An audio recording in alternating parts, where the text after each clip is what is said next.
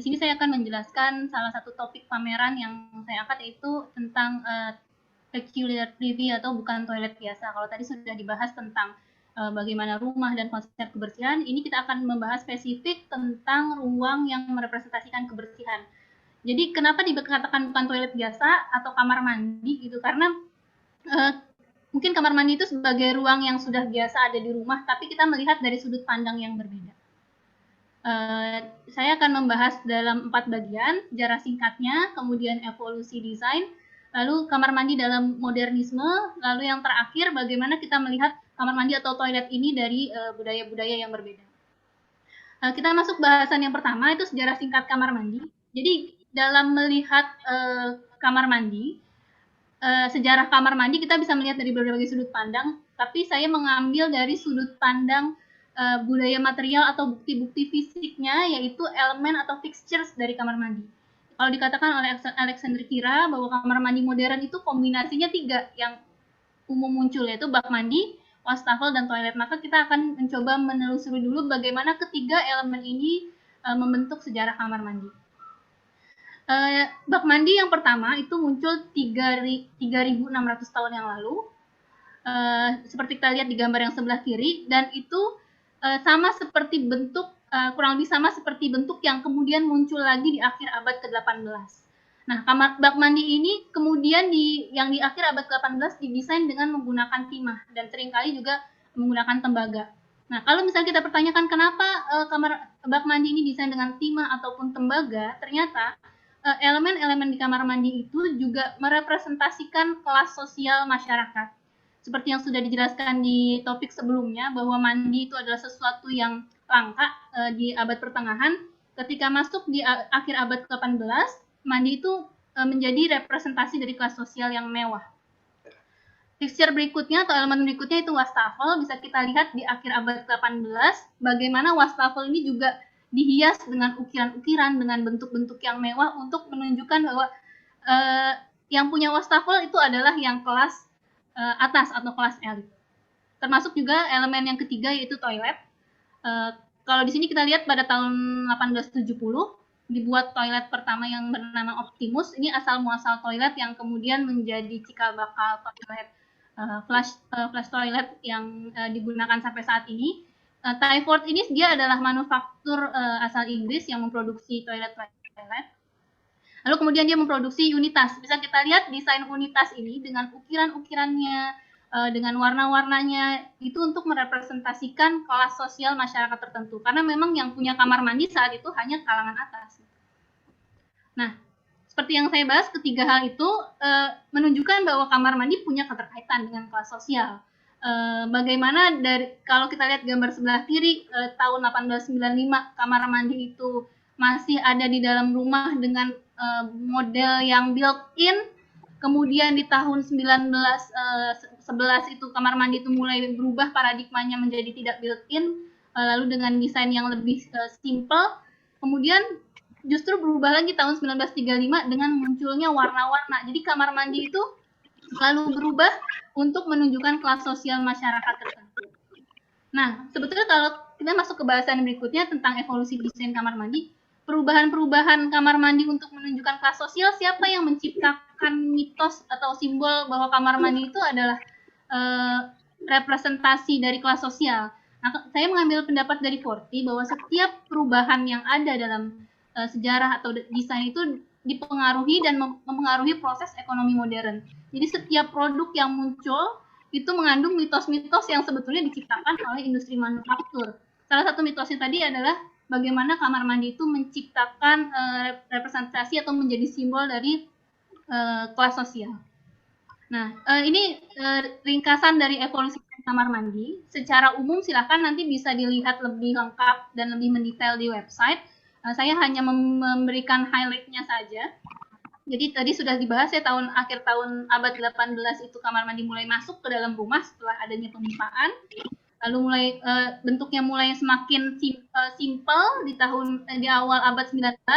Lalu ketika masuk teknologi pewarnaan, mulai muncul kamar mandi yang dihias dengan keramik-keramik, lalu warna-warnanya beragam, karena itu adalah kebutuhan dari industri manufaktur bagaimana dia bisa terus memproduksi produk-produk baru. Makanya butuh ada mitos-mitos baru yang diciptakan, butuh ada uh, hal-hal baru yang membuat orang mau beli lagi loh produk kamar mandi ini.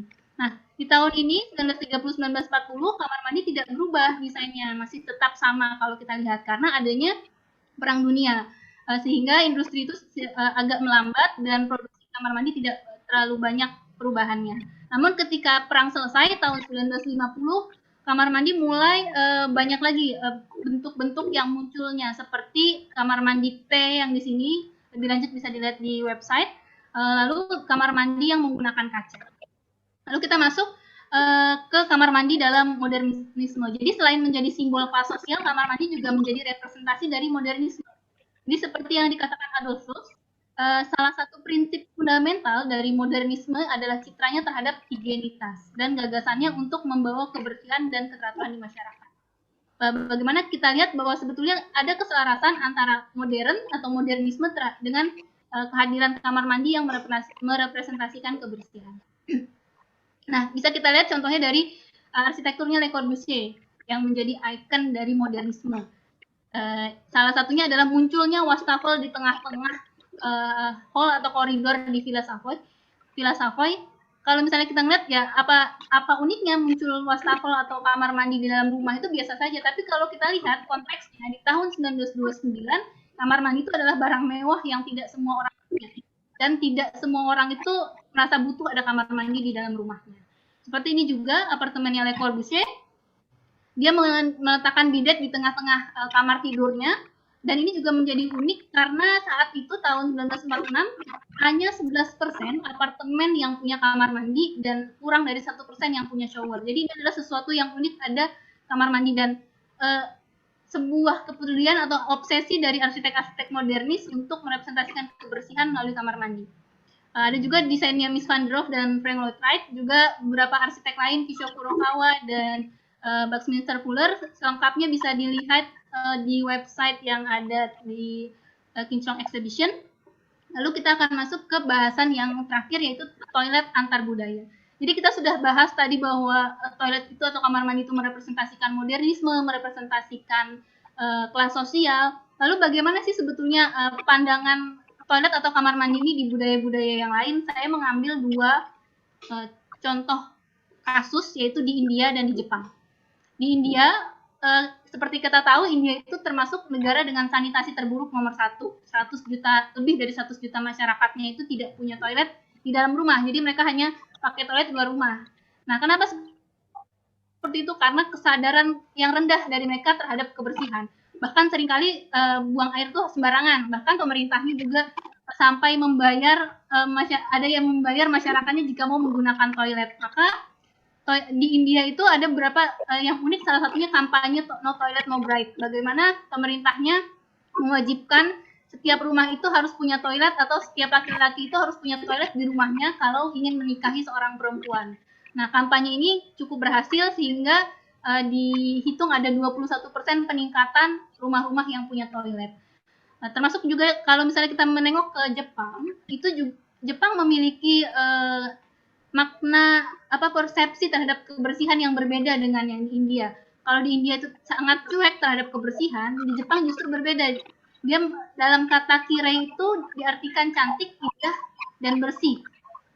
Jadi kalau misalnya kita lihat bagaimana rumah-rumah di Jepang, satu ruangan itu kan sebetulnya dia bisa difungsikan dalam banyak kegiatan, ya, bisa untuk makan, bisa untuk tidur. Namun ada satu ruangan yang tidak pernah digabung sama sekali, yaitu kamar mandi. Kamar mandi itu adalah bentuk etika orang Jepang, memisahkan kamar mandi dengan ruangan lainnya, etika untuk memisahkan antara kebersihan dan kekotoran. Nah, setelah pembahasan semuanya, dari awal sampai akhir yang saya highlight yaitu kamar mandi sebagai simbol kelas sosial dan modernisme. Kamar mandi yang seperti kita lihat tadi, kamar mandi itu sebetulnya apakah kamar mandi menjadi pembeda kelas sosial misalnya kalau refleksi kita di Indonesia, apakah sebetulnya kamar mandi itu juga menjadi pembeda kelas sosial di negara kita? Dan sebetulnya kalau misalnya kita pikirkan, memang kamar mandi itu juga menjadi pembeda antara kelas sosial, antara yang kaya dengan yang miskin, antara yang modern atau yang kita bilang tidak modern. Di sini sebetulnya adalah refleksi kamar mandi yang ada di dalam ruangan, di dalam rumah.